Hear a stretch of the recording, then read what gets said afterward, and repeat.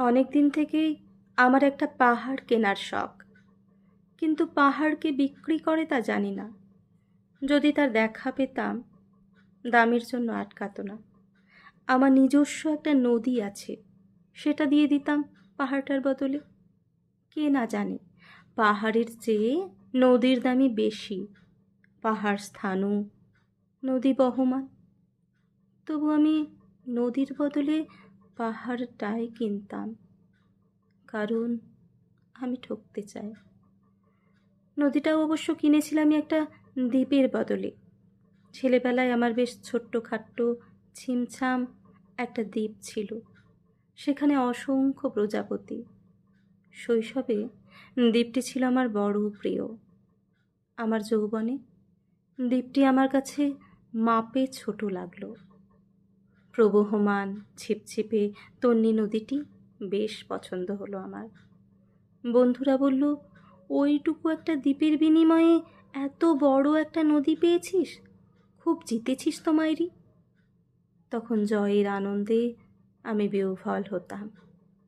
তখন সত্যিই আমি ভালোবাসতাম নদীটিকে। নদী আমার অনেক প্রশ্নের উত্তর দিত, যেমন, বলো তো আজ সন্ধেবেলা বৃষ্টি হবে কি না। সে বলতো, আজ এখানে দক্ষিণ গরম হাওয়া, শুধু একটি ছোট্ট দ্বীপে বৃষ্টি, সে কি প্রবল বৃষ্টি, যেন একটা উৎসব। আমি সেই দ্বীপে আর যেতে পারি না। সে জানত, সবাই জানে, শৈশবে আর ফেরা যায় না। এখন আমি একটা পাহাড় কিনতে চাই, যে পাহাড়ের পায়ের কাছে থাকবে গহন অরণ্য। আমি সেই অরণ্য পার হয়ে যাব। তারপর শুধু রুক্ষ কঠিন পাহাড়, একেবারে চূড়ায়, মাথার খুব কাছে আকাশ, নিচে বিপুলা পৃথিবী, চরাচরের তীব্র নির্জনতা। সেখানে আমার কণ্ঠস্বর কেউ শুনতে পাবে না। আমি ঈশ্বর মানি না, তিনি আমার মাথার কাছে এসে ঝুঁকে দাঁড়াবেন না। আমি শুধু 10 দিককে উদ্দেশ্য করে বলবো, প্রত্যেক মানুষই অহংকারী।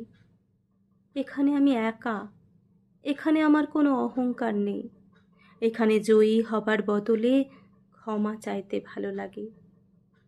হে 10 দিক, আমি কোনো দোষ করিনি, আমাকে ক্ষমা করো।